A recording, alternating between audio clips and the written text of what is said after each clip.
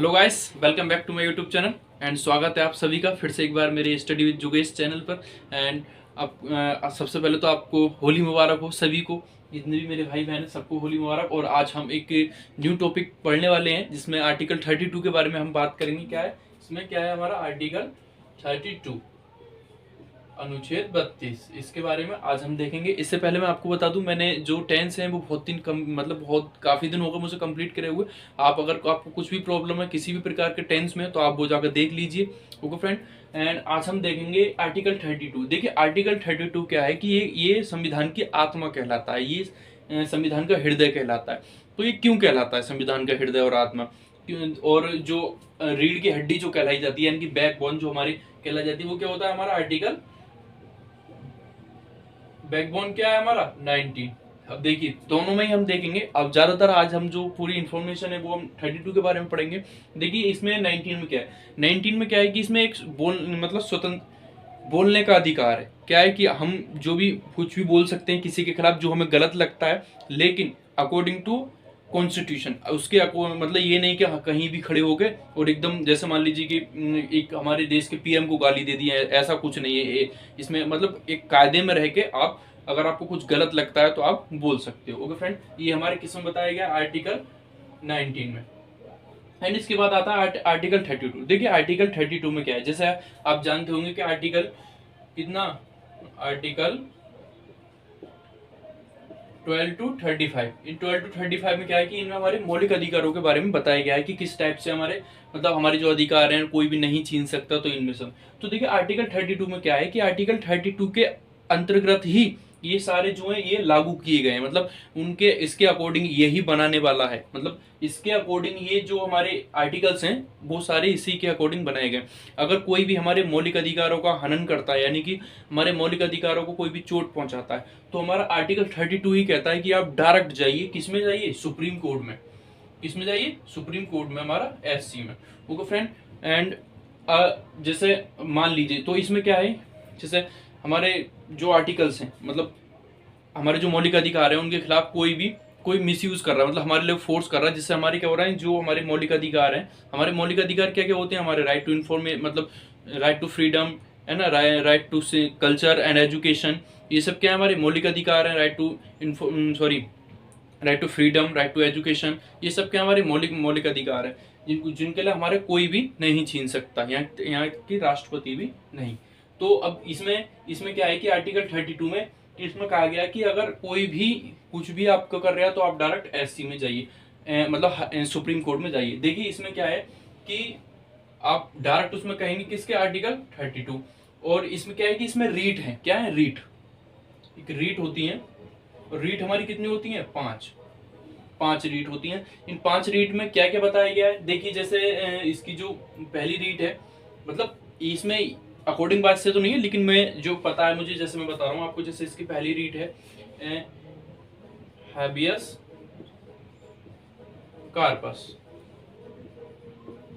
जिसे हम हिंदी में बोलते हैं बंदी प्रत्यय प्रत्यय प्रत्यय कृपण, मतलब कृषण, मतलब सामने उसके व्यतीत करना। अगर हम सिंपल वर्डों में कहें तो शरीर, सशरीर, सामने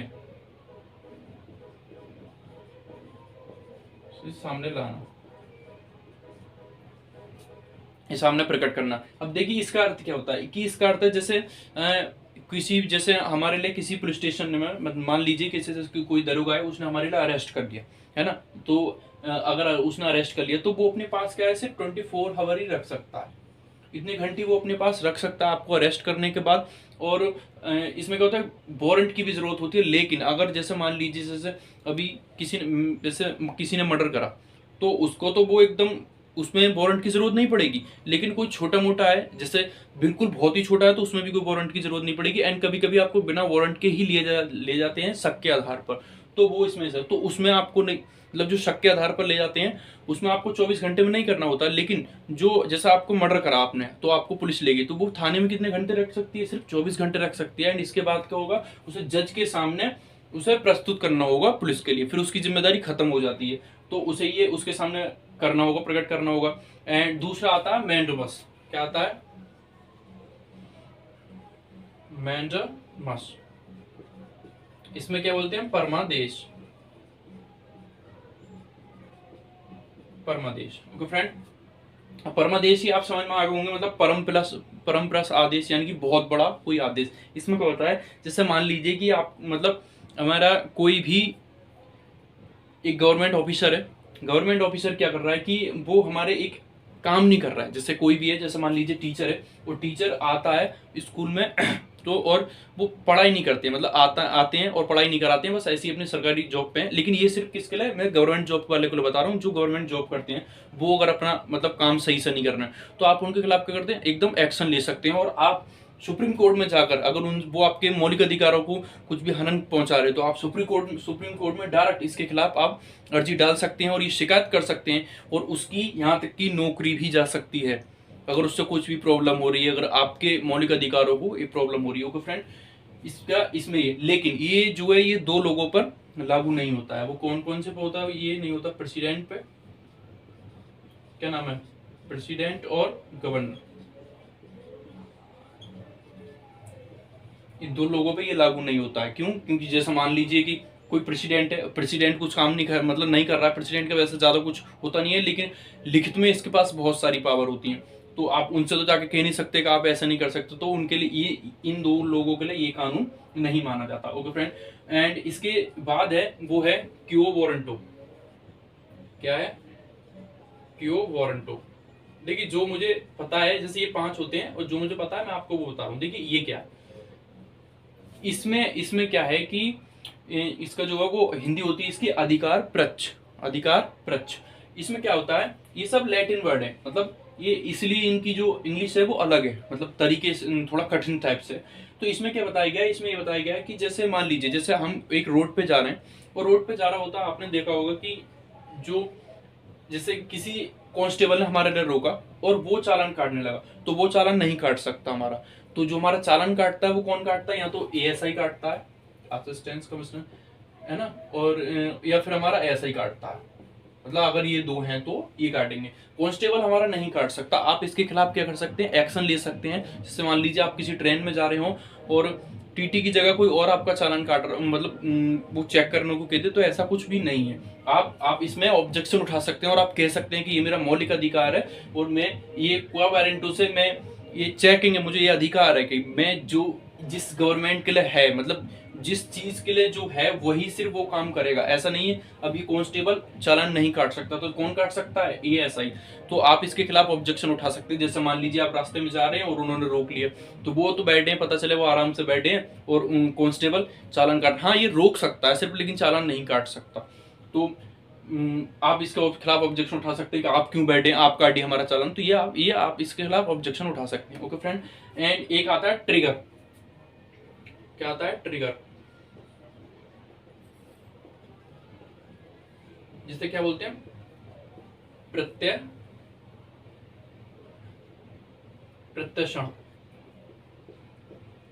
क्या बोलते हैं इसे, प्रत्यक्षण। इसमें क्या होता है कि जैसे मान लीजिए कोई भी मतलब जज है और उन्होंने अपना फैसला सुना दिया।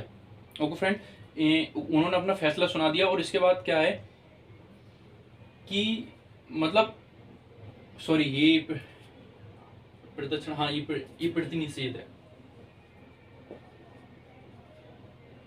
प्रतिनिषेध ये गलत हो गया, सॉरी फ्रेंड, वो प्रोविंशियल होता है। क्या होता है, प्रोविंशियल। इसमें क्या होता है, ये क्या होता है, प्रतिषेध, ये पा है।